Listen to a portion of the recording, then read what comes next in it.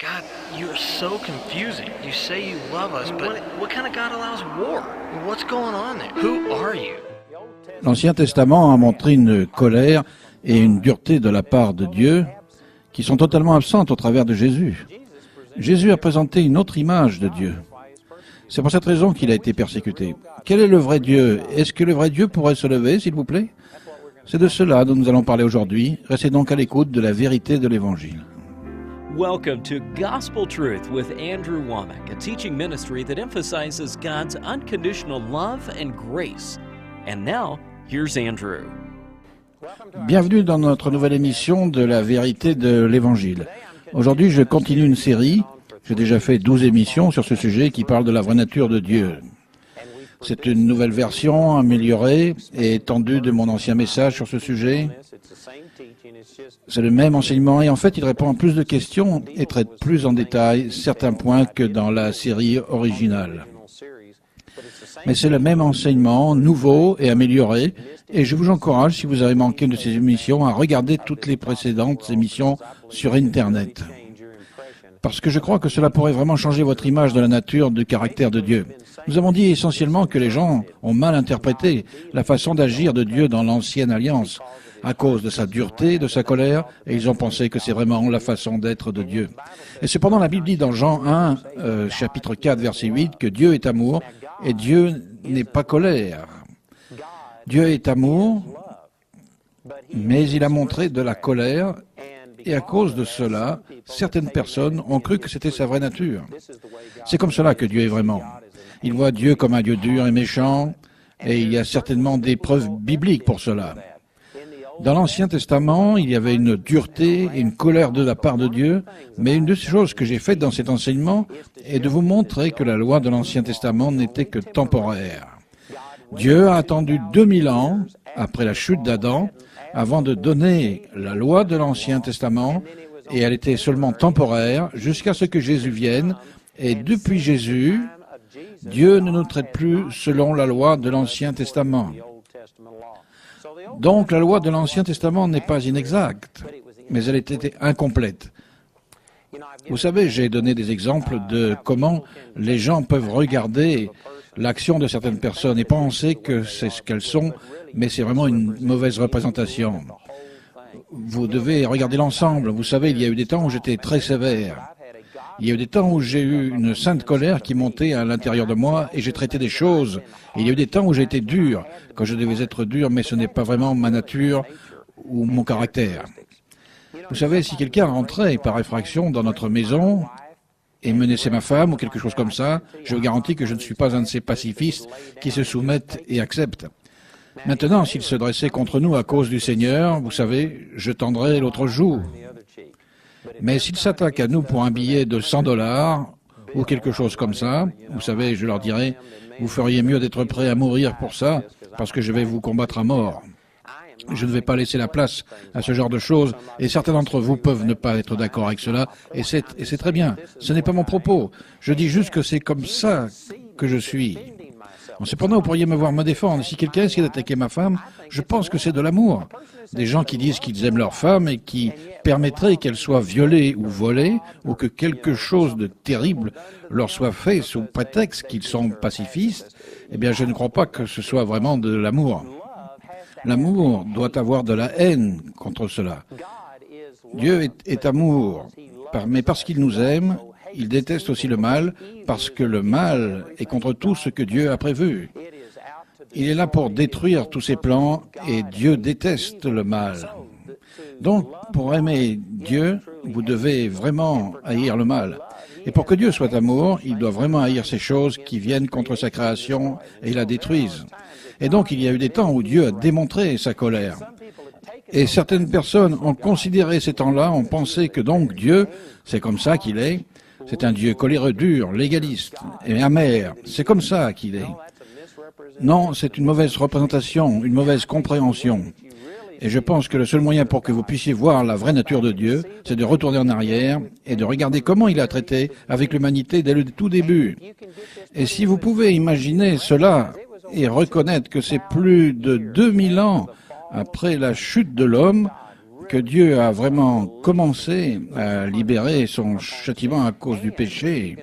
Et si vous pouvez comprendre que cela s'est fini avec Jésus et qu'aujourd'hui nous vivons dans un temps, en fait depuis l'époque de Jésus, il y a 2000 ans, où Dieu n'a plus aux hommes leurs transgressions. Donc au cours des 6000 ans qui se sont écoulés depuis la chute d'Adam, il y a eu seulement 2000 ans au cours desquels Dieu a porté un jugement contre le péché. Cependant, on lui a attribué beaucoup de choses. Les gens disent que Dieu est celui qui provoque les ouragans et les tsunamis, les tremblements de terre et la destruction et que c'est le jugement de Dieu. Mais ce n'est pas ce que la Bible enseigne.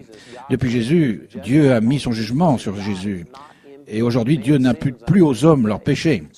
Donc, au cours de ces 6000 ans, depuis la chute d'Adam et Ève, Dieu en a fait, la plupart du temps, 2/3 du temps, agi en démontrant une super miséricorde envers la race humaine, mais il n'a pas toujours été reconnu pour cela. Et il est triste de dire que l'Église est un des endroits où la façon d'agir de Dieu a été mal représentée. Et c'est la raison pour laquelle j'enseigne ce sujet. Donc, j'ai parlé de la semaine dernière sur Romains chapitre 5, versets 8, 9 et 10. Nous avons lu ces versets qui disent que si vous pouvez accepter que Dieu vous a aimé alors que vous étiez encore des pécheurs au point de mourir pour vous, d'autant plus maintenant que vous êtes nés de nouveau, devriez-vous être capable d'accepter l'amour de Dieu pour vous. Et cependant, beaucoup de gens trouvent beaucoup plus difficile de recevoir l'amour de Dieu maintenant qu'ils sont nés de nouveau qu'avant qu'ils ne soient nés de nouveau. Ils ont accepté le salut et l'ont reçu, mais ils ne peuvent être guéris d'un rhume. Ils ne voient pas la prospérité financière. Ils ont reçu cet énorme don qu'est le salut, mais ils ne peuvent recevoir ces choses mineures telles que la guérison du cancer, la délivrance des démons et la guérison émotionnelle. Ces choses sont des choses mineures comparées au don du salut. Et donc il est dit dans Romains chapitre 5 verset 11, « Et non seulement cela, mais encore nous nous glorifions en Dieu par notre Seigneur Jésus-Christ, par qui maintenant nous avons obtenu la réconciliation. C'est pourquoi, comme par un seul homme, le péché est entré dans le monde, et par le péché de la mort, et qu'ainsi la mort s'est étendue sur tous les hommes, parce que tous ont péché. » Vous savez, je n'ai pas le temps d'expliquer cela en détail, mais c'est vraiment une vérité puissante qui alimente ce que j'enseigne là. La plupart des gens pensent qu'ils sont devenus pécheurs, séparés de Dieu, qu'ils sont devenus pécheurs à cause des choses qu'ils ont faites. Mais il est dit ici que par un seul homme, le péché est entré dans le monde. Le péché n'est pas entré dans le monde par vous individuellement. Le péché est entré dans toute la race humaine au travers d'Adam. Et donc, chaque enfant qui est né depuis Adam est né avec une nature pécheresse. Ce n'est pas votre péché individuel qui fait de vous un pécheur, mais c'est votre nature pécheresse. Le fait que vous soyez pécheur par nature, qui vous fait commettre ces actes individuels de péché. C'est une vérité radicale qui a beaucoup d'applications. Je ne vais pas m'arrêter ici pour parler de cela, mais c'est une vérité puissante. Et puis au verset 13, notez cela, c'est dans Romains 5, 13. « Car jusqu'à la loi, le péché était dans le monde. Or, le péché n'est pas imputé quand il n'y a point de loi. » C'est une information puissante. Regardez cela. Il est dit, car jusqu'à la loi, le péché était dans le monde. Or, le péché n'est pas imputé quand il n'y a pas de loi. Maintenant, regardez cela. Jusqu'à la loi signifie quoi? En fait, cela parle du temps de Moïse. Donc, jusqu'à Moïse, le péché était dans le monde, mais le péché n'était pas imputé. Le mot « imputé » ici est un terme de comptabilité et il est utilisé pour dire que quelque chose est retenu contre vous. Et j'ai utilisé cet exemple dans un précédent enseignement. Mais quand vous utilisez une carte de crédit, ce que vous faites en un sens, c'est que vous imputez ces paiements à votre compte. Quand vous donnez à cette personne votre carte de crédit, la personne en fait ne fait pas payer à ce moment-là. L'argent ne sort pas de votre compte bancaire, vous ne payez pas à ce moment-là. Ce que vous faites, c'est que vous leur donnez des informations qui les autorisent à mettre ceci à la charge de votre compte. Et puis, ils vous envoient un relevé de compte et vous devez payer votre carte de crédit où ils peuvent entreprendre des poursuites légales contre vous. Mais ce qui s'est passé, c'est que vous avez imputé ce paiement à votre compte.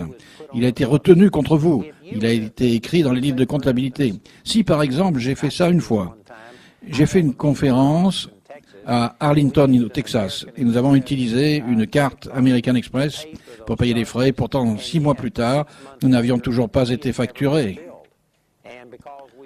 Et parce que nous sommes honnêtes, nous sommes retournés là-bas pour rechercher pourquoi nous n'avions jamais été facturés. Et nous avons découvert que la dame qui s'occupait de notre compte avait été renvoyée. Je pense à cause de la façon dont elle s'est occupée de notre compte. Et donc, elle n'a jamais porté ces choses sur les livres. Et donc, cela ne nous a jamais été imputé. On ne nous faisait pas payer.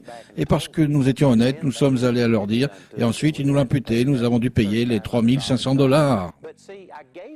Mais vous voyez que je leur ai donné nos coordonnées. Mais pour une raison quelconque, cela n'était pas imputé à notre compte. Cela veut dire que cela ne nous était pas imputé. Eh bien, cela dit que jusqu'au moment où Dieu a donné la loi, le péché n'était pas imputé. Cela ne signifie pas qu'il n'y avait pas de péché. Cela ne signifie pas que les gens ne vivaient pas une vie immorale. Mais Dieu ne leur imputait pas. Il ne mettait pas ses péchés sur ses livres de comptabilité. Il ne les retenait pas contre eux. C'était tout simplement comme si ces gens n'avaient jamais péché. Dieu ne les punissait pas et ne traitait pas les gens selon leurs péchés. Quelle déclaration vraiment radicale. Cela signifie que jusqu'à Moïse, presque 2000 ans après la chute d'Adam, pendant les premiers 2000 ans, de façon générale, Dieu n'imputait pas aux hommes leurs offenses. Eh bien, c'est radicalement différent de ce que la plupart des gens pensent. La plupart des gens pensent qu'au moment où Adam et Ève ont péché, ce Dieu saint a été ennuyé, en colère, et qui les a fait sortir du jardin d'Éden parce qu'il ne pouvait plus les supporter. Ils étaient maintenant impies et Dieu a commencé immédiatement à leur imputer leurs péchés en retenant leurs péchés contre eux. Ce n'est pas ce que la Bible dit. Et tout de suite après la pause, je vais revenir pour commencer à vous montrer cela dans les Écritures. Et je pense que cela va faire une différence dans la façon dont vous voyez la vraie nature et le caractère de Dieu.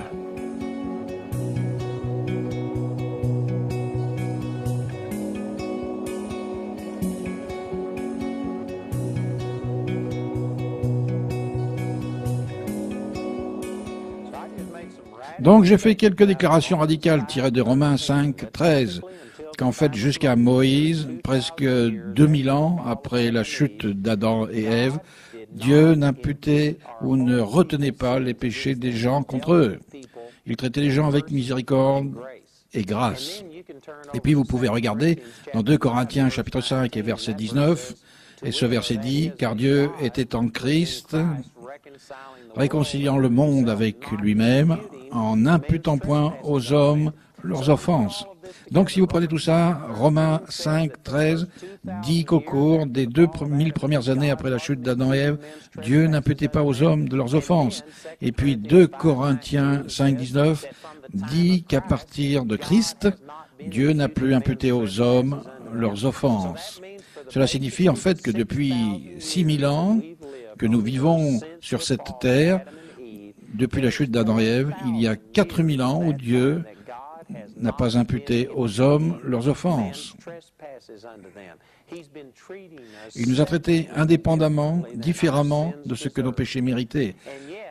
Et cependant, ces 2000 ans au cours desquels Dieu a donné la loi et a imputé aux hommes leurs péchés, ont fait une telle impression sur les gens que même dans la Nouvelle Alliance, alors que nous ne devrions plus vivre avec cette mentalité légaliste, que nous devons faire ceci et cela pour que Dieu nous bénisse, même sous cette période de 2000 ans que la Bible appelle la grâce, il est triste de dire que l'Église impute encore aux gens leurs péchés.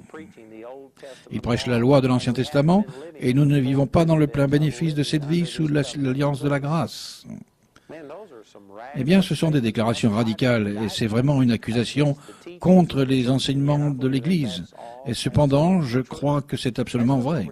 Regardons dans Genèse, chapitre 3, et laissez-moi juste vous montrer à partir des Écritures une différente façon de voir Dieu traiter avec l'homme, et cela en se basant sur les versets dans Romains 5, 13.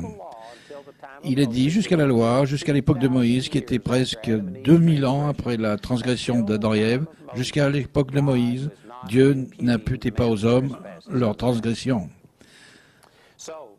Donc, avec cela en tête, revenons en arrière et regardons une nouvelle fois l'époque où Adam et Ève ont péché et où Dieu les a chassés du Jardin d'Éden, afin de voir si l'on peut trouver une façon d'harmoniser cela avec Romains 5, 13, qui dit que Dieu n'impute pas aux hommes leur transgression. Alors, je ne vais pas vous relire tout cela, mais Genèse chapitre 3 montre qu'Adam et Ève ont péché contre Dieu et ils ont découvert qu'ils étaient nus.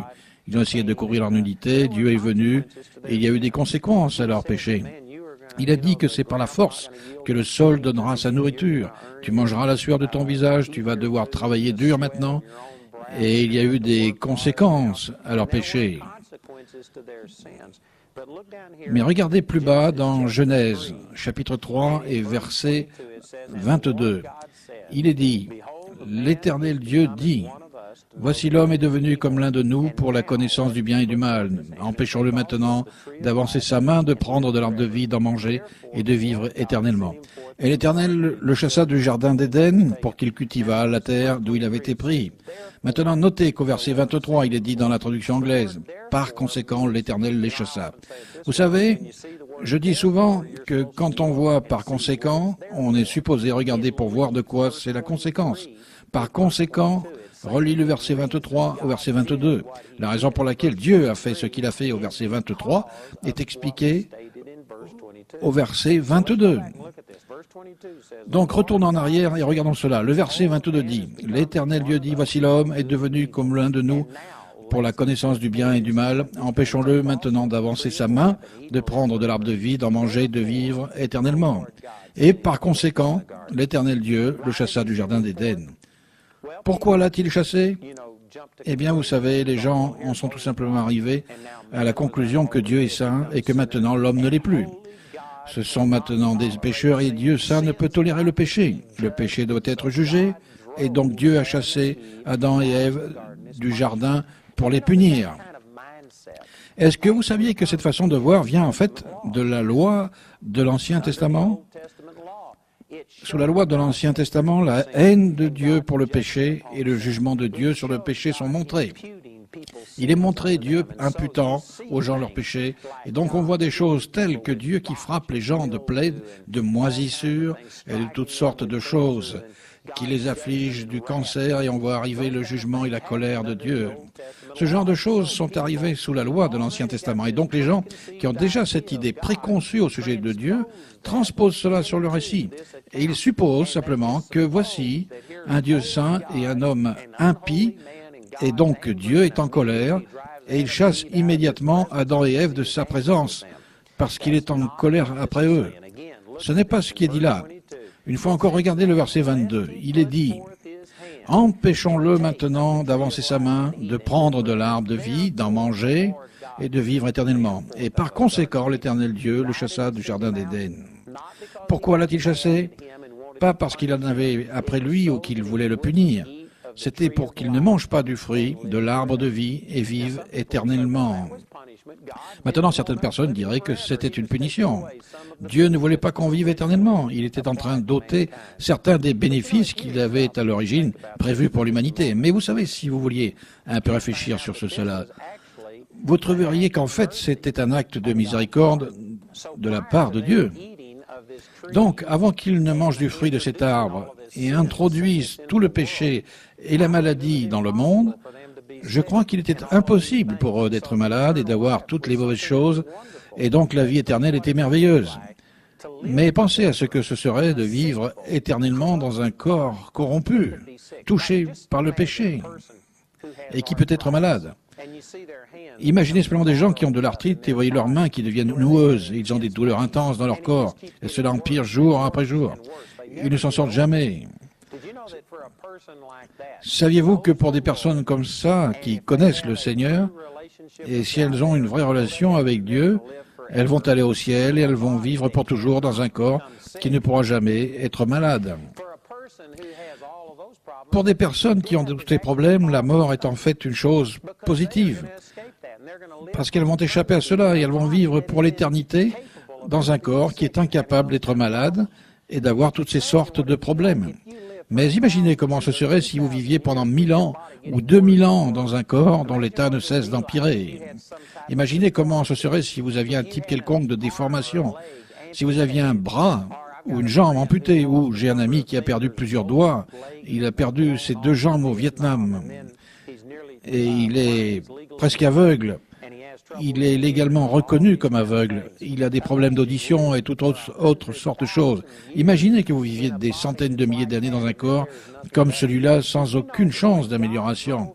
Saviez-vous que lorsque Dieu a chassé Adam et Ève du jardin, ce n'était pas parce qu'il leur en voulait et avait arrêté toute relation avec eux, mais plutôt parce qu'il ne voulait pas que l'humanité vive à tout jamais dans ce corps corrompu et touché par le péché, soumis à toutes sortes de maux et de douleurs. C'était un acte de miséricorde que d'introduire la mort dans la race physique. Parce que pour ceux qui accepteraient Jésus et recevraient son salut, ils allaient renaître et avoir un ciel, un corps tout neuf, et vivre dans un endroit encore meilleur que celui que nous avons ici sur la terre. C'était une chose positive. Voici une autre façon de voir cela.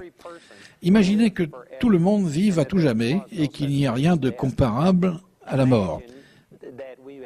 Imaginez que nous ayons des Hitler, des pharaons, des Gengis Khan, ainsi que tous ces gens au cours de l'histoire qui étaient tout simplement brutaux et possédés et qu'on ne puisse pas les tuer et qu'on ne puisse pas s'en débarrasser.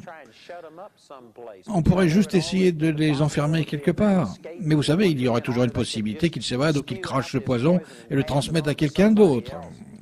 Saviez-vous que la mort, aussi terrible qu'elle soit, dans un monde touché par le péché, est encore mieux que de vivre à tout jamais dans un état déchu et immoral. Maintenant, je sais que c'est peut-être un concept radical pour certains d'entre vous, parce que nous détestons tellement la mort, mais en fait, pour un chrétien, la mort est une chose positive. C'est une façon de laisser toute la corruption, toute l'impureté, toutes les faiblesses, tous les échecs et les inclinaisons de cette vie charnelle. C'est une façon de laisser tout cela, et un jour nous allons vivre dans un corps qui ne pourrait pas être corrompu. Nous allons vivre une existence qui sera tellement meilleure que celle-ci, que la mort est donc une chose positive. Et donc, si vous regardez cela de cette façon, c'est exactement ce qui est dit dans Romains, chapitre 5, verset 13, que jusqu'à la loi, Dieu n'imputait pas aux hommes leurs péchés. Il n'a pas chassé Adam et Ève du jardin d'Éden parce qu'il était en colère après eux et qu'il les punissait et qu'il leur faisait toutes ces choses, mais il les a chassés du jardin d'Éden plutôt parce qu'il les aimait et qu'il ne voulait pas qu'ils vivent à tout jamais dans cet état corrompu, impur et pécheur. Et donc, il avait un meilleur plan pour eux. Il avait déjà profité de cela dans Genèse chapitre 3 verset 15 en disant comment la semence de la femme écraserait la tête du serpent. Et donc, si vous mettez tout cela ensemble, je crois qu'une fois encore, vous avez une impression différente de ce qu'est vraiment la nature de Dieu. Dieu n'est pas réellement ce Dieu en colère et dur qui a chassé l'homme hors de sa présence et qui ne voulait plus rien avoir à faire avec eux. Et dans notre prochaine émission, ce que je vais faire, c'est de vous donner encore plus de preuves, et cela dans Genèse chapitre 4. Mais c'est exactement ce que Romains 5, 13 dit, que jusqu'à l'époque de Moïse, Dieu traitait l'humanité avec miséricorde en ne leur imputant pas leurs péchés.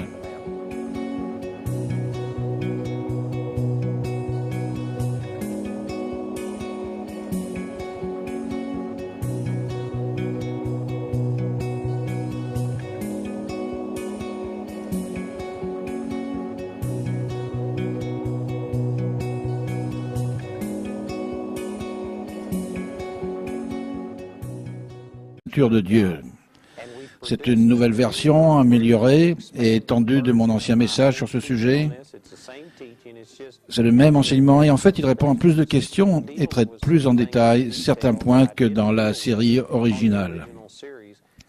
Mais c'est le même enseignement, nouveau et amélioré, et je vous encourage, si vous avez manqué une de ces émissions, à regarder toutes les précédentes émissions sur Internet. Parce que je crois que cela pourrait vraiment changer votre image de la nature, du caractère de Dieu. Nous avons dit essentiellement que les gens ont mal interprété la façon d'agir de Dieu dans l'ancienne alliance, à cause de sa dureté, de sa colère, et ils ont pensé que c'est vraiment la façon d'être de Dieu. Et cependant, la Bible dit dans Jean 1, chapitre 4, verset 8, que Dieu est amour, et Dieu n'est pas colère. $, ou quelque chose comme ça. Vous savez, je leur dirais, vous feriez mieux d'être prêt à mourir pour ça, parce que je vais vous combattre à mort. Je ne vais pas laisser la place à ce genre de choses, et certains d'entre vous peuvent ne pas être d'accord avec cela, et c'est très bien. Ce n'est pas mon propos. Je dis juste que c'est comme ça que je suis. Cependant, vous pourriez me voir me défendre. Si quelqu'un essaie d'attaquer ma femme, je pense que c'est de l'amour. Des gens qui disent qu'ils aiment leur femme et qui permettraient qu'elle soit violée ou volée, ou que quelque chose de terrible leur soit fait sous prétexte qu'ils sont pacifistes, eh bien, je ne crois pas que ce soit vraiment de l'amour. L'amour doit avoir de la haine contre cela. Dieu est amour, mais parce qu'il nous aime, il déteste aussi le mal, mais elle était incomplète. Vous savez, j'ai donné des exemples de comment les gens peuvent regarder l'action de certaines personnes et penser que c'est ce qu'elles sont, mais c'est vraiment une mauvaise représentation. Vous devez regarder l'ensemble. Vous savez, il y a eu des temps où j'étais très sévère. Il y a eu des temps où j'ai eu une sainte colère qui montait à l'intérieur de moi et j'ai traité des choses. Et il y a eu des temps où j'ai été dur, quand je devais être dur, mais ce n'est pas vraiment ma nature ou mon caractère. Vous savez, si quelqu'un rentrait par effraction dans notre maison et menaçait ma femme ou quelque chose comme ça, je vous garantis que je ne suis pas un de ces pacifistes qui se soumettent et acceptent. Maintenant, s'il se dressait contre nous à cause du Seigneur, vous savez, je tendrais l'autre joue. Mais s'il s'attaque à nous pour un billet de 100 $, God, you're so confusing. You say you love us, but what kind of God allows war? What's going on there? Who are you? l'Ancien Testament a montré une colère et une dureté de la part de Dieu qui sont totalement absentes au travers de Jésus. Jésus a présenté une autre image de Dieu.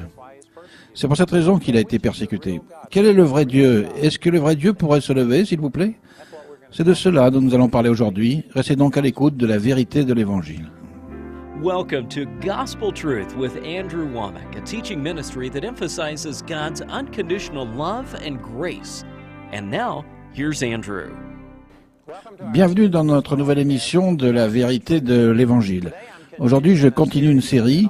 J'ai déjà fait 12 émissions sur ce sujet qui parle de la vraie nature. Dieu est amour, mais il a montré de la colère. Et à cause de cela, certaines personnes ont cru que c'était sa vraie nature. C'est comme cela que Dieu est vraiment.